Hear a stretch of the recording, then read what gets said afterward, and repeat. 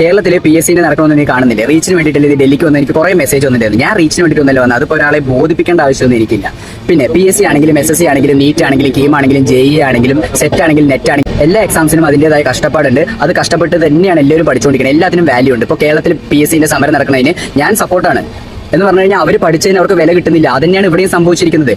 ഞാനൊരു കാര്യം ചെയ്യുകയാണെങ്കിൽ അതിന് എൻ്റെ പോയിന്റ് ഓഫ് വ്യൂ ഉണ്ടാവും, എനിക്കൊരു നിലപാടുണ്ടാവും. ഇവിടെ ഞാൻ ഉദ്ദേശിച്ച കാര്യം അല്ലെങ്കിൽ ഞാൻ നോക്കിയ കാര്യം എന്ന് വെച്ച് കഴിഞ്ഞാൽ നാഷണൽ ലെവൽ എക്സാം ആയ നീറ്റിൽ തന്നെ ഇത്രയും ക്രമക്കേടുകൾ കാണിക്കാന്നുണ്ടെങ്കിൽ കേരളത്തിൽ നടക്കുന്ന ഒരു എക്സാമിന് എത്രത്തോളം ക്രമക്കേടുകൾ കാണിക്കാൻ പറ്റും. അതുപോലെ തന്നെ ഇന്ത്യയിൽ ഓരോ സംസ്ഥാനങ്ങളിലും എത്രത്തോളം എക്സാംസ് എങ്ങനെയൊക്കെ നടക്കേണ്ടതെന്നുള്ളത് ആലോചിച്ച് നോക്ക്. നാഷണൽ ലെവൽ നടക്കുന്ന ഈ ഒരു എക്സാംസിൽ ഇത്രത്തോളം ക്രമക്കേടുകൾ കാണിച്ചിട്ടുണ്ടെങ്കിൽ അതിനൊരു പ്രൊട്ടസ്റ്റ് എഗെയിൻസ്റ്റ് വന്നിട്ടുണ്ടെങ്കിൽ അതിനൊരു റിസൾട്ട് വരികയാണെങ്കിൽ ആ റിസൾട്ട് ഇന്ത്യയിലെ എല്ലാ സംസ്ഥാനങ്ങളിലെ എല്ലാ എക്സാംസിലും സിസ്റ്റത്തിലും എന്തായാലും എടുത്ത് കാണും. അതുകൊണ്ടാണ് ഞാൻ ഇങ്ങോട്ട് വന്നത്. നാളെ എൻ്റെ നെക്സ്റ്റ് ജനറേഷൻ എന്നോട് വന്നിട്ട് എൻ്റെ സീറ്റ് എവിടെ, ഞാൻ നിങ്ങൾ പറഞ്ഞ പോലെ പഠിച്ചെന്ന് ചോദിച്ചു കഴിഞ്ഞാൽ എന്ത് പറയും? എക്സാമിൽ ക്രമക്കേടെന്ന് പറയാൻ പറ്റുമോ? എനിക്കത് പറയാൻ പറ്റില്ല. അതുകൊണ്ട് തന്നെയാണ് എന്നെ കൊണ്ട് പറ്റുന്ന രീതിയിൽ ഞാൻ ഇവിടേക്ക് വന്നത്. എൻ്റെ മനസാക്ഷിക്ക് നിരക്കുന്ന കാര്യങ്ങളെ ഞാൻ ചെയ്യുള്ളൂ, അല്ലാതെ ഒരാളെ ഫോളോ ഞാൻ ചെയ്യില്ല.